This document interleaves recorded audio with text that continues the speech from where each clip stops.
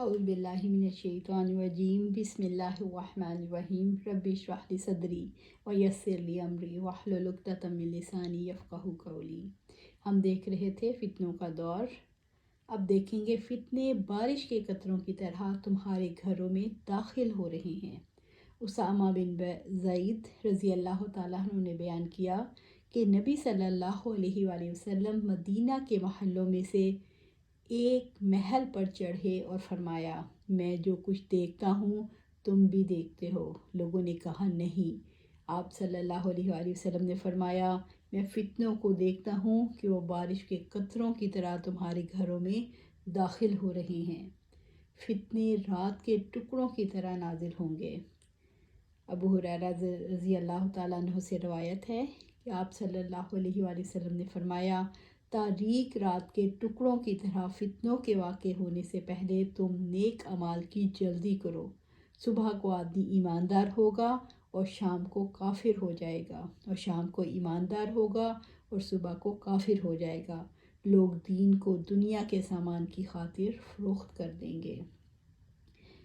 حضرت موسیٰ رضی اللہ تعالیٰ عنہ سے روایت ہے کہ آپ صلی اللہ علیہ وآلہ وسلم نے فرمایا، تم لوگوں کے سامنے فتنے برپا ہونے والے ہیں، اس طرح کہ جس طرح اندھیری رات کے اندھیرے ٹکڑے۔ ان فتنوں میں سے انسان صبح کو مومن ہوگا تو شام کو کافر، اور شام کے وقت مومن ہوگا تو صبح کو کافر ہوگا، اور اس زمانے میں بیٹھا ہوا شخص چلنے والے سے بہتر ہوگا اور چلنے والا دوڑنے والے سے بہتر ہوگا۔ صحابہ کرام اجمعین رضی اللہ تعالیٰ عنہ نے پوچھا، یا رسول اللہ، آپ ہم لوگوں کو ایسے وقت کے لیے کیا حکم فرماتے ہیں؟ آپ صلی اللہ علیہ وآلہ وسلم نے فرمایا، تم لوگ اپنے گھروں کے ٹاٹ بن جانا، یعنی چھپے رہنا۔ فتنے سمندر کی موجوں کی طرح اٹھیں گے۔ حضرت حذیفہ رضی اللہ تعالیٰ عنہ سے روایت ہے کہ ہم حضرت عمر رضی اللہ تعالیٰ عنہ کے پاس بیٹھے تھے، اتنے میں انہوں نے کہا، تم میں سے کس کو آپ صلی اللہ علیہ وآلہ وسلم کی حدیث یاد ہے؟ فتنے کے باب میں حذیفہ رضی اللہ تعالیٰ عنہ نے کہا، مجھ کو۔ حضرت عمر رضی اللہ تعالیٰ عنہ نے فرمایا، تم بڑے بہادر ہو کہ آپ صلی اللہ علیہ وآلہ وسلم سے دوسرے لوگ ایسی باتیں پوچھتے ہوئے ڈرتے تھے اور تم پوچھ لیتے تھے، اور یاد رکھنے میں بھی بہادر ہو کہ دوسرے لوگ بھول گئے اور تم کو یاد ہے۔ اچھا کیسا ہے وہ حدیث بیان کرو۔ انہوں نے کہا، میں نے آپ صلی اللہ علیہ وآلہ وسلم سے سنا کہ آپ صلی اللہ علیہ وآلہ وسلم فرماتے تھے، آدمی کو فتنہ ہوتا ہے اس کے گھر والوں، بیوی کا اور اولاد کا، اور ہمسایہ، دوست، آشنا کا۔ کبھی ان میں مصروف ہو کر خدا سے غافل ہو جاتا ہے، لیکن اس کا کفارہ ہے نماز اور روزہ اور صدقہ اور عمل بالمعروف اور نہی عن المنکر۔ حضرت عمر رضی اللہ تعالیٰ عنہ نے کہا، میری مراد اس فتنے سے نہیں ہے، بلکہ وہ فتنہ بیان کرو جو سمندر کی موج کی طرح امنڈ آئے گا۔ حذیفہ رضی اللہ تعالیٰ عنہ نے کہا، تم کو اس سے کیا مطلب؟ تمہارے اور اس کے بیچ میں ایک بند دروازہ ہے۔ حضرت عمر رضی اللہ تعالیٰ عنہ نے فرمایا، وہ دروازہ ٹوٹ جائے گا، پھر کبھی نہ بند ہو سکے گا یا کھل سکے گا۔ انہوں نے کہا، نہیں، وہ ٹوٹ جائے گا۔ حضرت عمر نے کہا، تو پھر کبھی بند ہونے کے لائق نہ رہے گا۔ فتنے گرمی کی ہواؤں کی طرح ہوں گے۔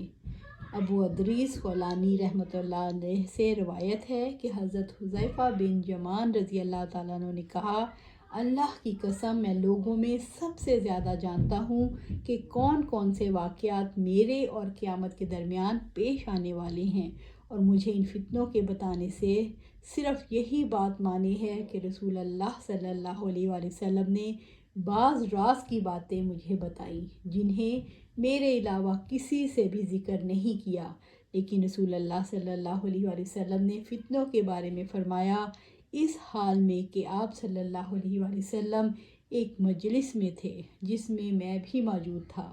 رسول اللہ صلی اللہ علیہ وسلم نے فتنوں کو شمار کرتے ہوئے فرمایا، ان میں 3 ایسے ہیں جو کسی بھی چیز کو نہ چھوڑیں گے، ان میں سے کچھ فتنے گرمی کی ہواؤں کی طرح ہوں گے، ان میں سے بعض چھوٹے اور بعض بڑے ہوں گے۔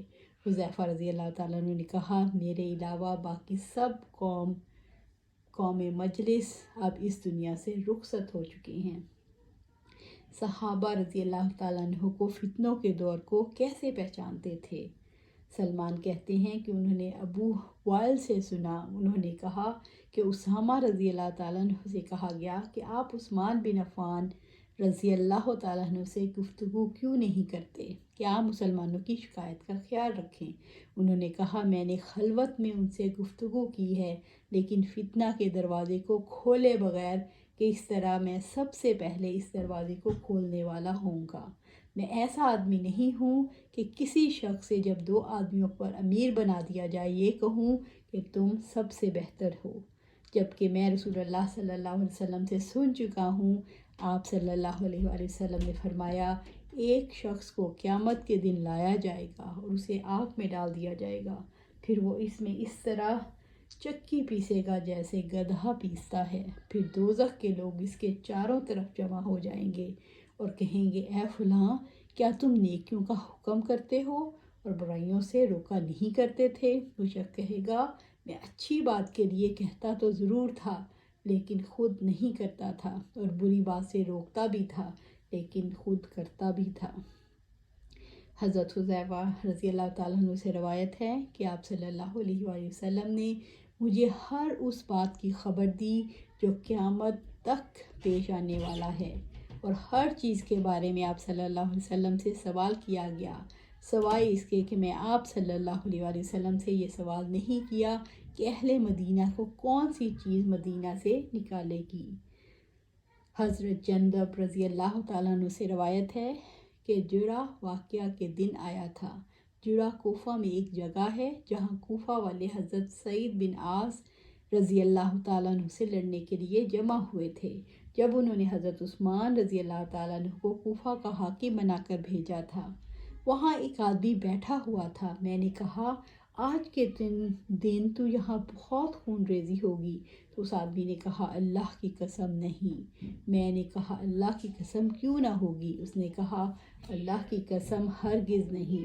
میں نے کہا، اللہ کی قسم کیوں نہ ہوگی؟ اس نے کہا، اللہ کی قسم ہرگز نہیں، کیونکہ رسول اللہ صلی اللہ علیہ وسلم کی حدیث ہے جو آپ صلی اللہ علیہ وسلم نے مجھے بیان کی تھی۔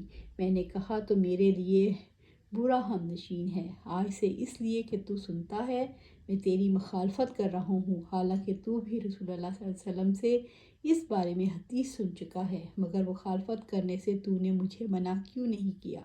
پھر میں نے کہا، یہ کیا غضب ہے؟ الغرض میں نے اس کی طرف متوجہ ہو کر اس سے حدیث معلوم کرنا چاہی تو آدمی حضرت حذیفہ رضی اللہ تعالیٰ عنہ تھے۔ ابو ہریرہ رضی اللہ تعالیٰ عنہ سے روایت ہے کہ رسول اللہ صلی اللہ علیہ وسلم نے ارشاد فرمایا، عراق اپنے درہم و دینار روک لے گا، اور شام اپنے مد اور دینار روک لے گا، اور مصر اپنے اردب اور دینار روک لے گا، اور تم جہاں سے چلے تھے وہی لوٹ آؤ گے، اور تم جہاں سے چلے تھے وہی لوٹ آؤ گے، اور تم جہاں سے چلے تھے وہی لوٹ آؤ گے۔ اور اس بات پر ابو ہریرہ کا گوشت اور خون گواہ ہے۔ شفیق نے بیان کیا، انہوں نے کہا، حذیفہ رضی اللہ تعالیٰ عنہ سے سنا، انہوں نے بیان کیا کہ ہم حضرت عمر رضی اللہ تعالیٰ عنہ کی خدمت میں بیٹھے ہوئے تھے کہ انہوں نے پوچھا، تم میں سے کس فتنہ کے بارے میں نبی صلی اللہ علیہ وسلم کا فرمان یاد ہے؟ حذیفہ رضی اللہ تعالیٰ عنہ نے کہا، انسان کا فتنہ، آزمائش، اس کی بیوی، اس کے مال اور اس کے بچے اور پڑوسی کے معاملات میں ہوتا ہے، جس کا کفارہ نماز، صدقہ، امر بالمعروف اور نہی عن المنکر کر دیتا ہے۔ حضرت عمر رضی اللہ تعالیٰ عنہ نے کہا، میں اس کے متعلق نہیں پوچھتا بلکہ اس فتنے کے بارے میں پوچھتا ہوں جو دریا کی طرح ٹھاٹھیں مارے گا۔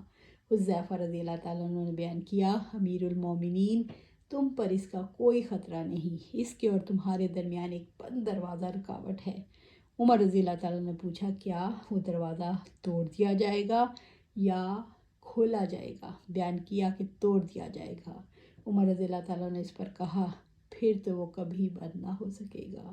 میں نے کہا جی ہاں۔ ہم نے حذیفہ رضی اللہ تعالیٰ عنہ سے پوچھا کیا عمر رضی اللہ تعالیٰ نے دروازے کے متعلق جانتے تھے؟ فرمایا ہاں، جس طرح میں جانتا ہوں کہ کل سے پہلے رات آئے گی، کیونکہ میں نے ایسی بات بیان کی تھی جو بے بنیاد نہیں تھی۔ ہمیں ان سے یہ پوچھتے ہوئے ڈر لگا کہ وہ دروازہ کون تھے، چنانچہ ہم نے مسروق سے کہا کہ وہ پوچھیں۔ جب انہوں نے پوچھا کہ وہ دروازہ کون تھا تو انہوں نے کہا کہ وہ دروازہ حضرت عمر رضی اللہ تعالیٰ عنہ تھے۔ آج ہم یہی ختم کریں گے اور دیکھنے کا کام یہ ہے کہ کیا ہم یہ کام کر رہے ہیں، کیا میرے گھر والے، میرے پڑوسی مجھے، میرا فتنہ تو نہیں، وہ مجھے اس دنیا میں مگن تو نہیں کر رہے، میرے بیوی بچے میں اتنا مگن تو نہیں ہو گیا کہ میں دین کو بھول گیا، قرآن کو بھول گیا، نماز کو بھول گیا، اپنے فرائض بھول گیا، اللہ کی یاد کو بھول گیا۔ مجھے یہ بہت غور کرنا ہے، کیونکہ یہی چیزیں ہیں جو ہمیں غافل کرتی ہیں، اور اس غفلت سے بچنے کے لیے نماز، روزہ، حج، زکوٰۃ اور اللہ کا ذکر ضروری ہے، اور ان سے بچنے کے لیے ہر وقت دین پر چلنا بہت ضروری ہے۔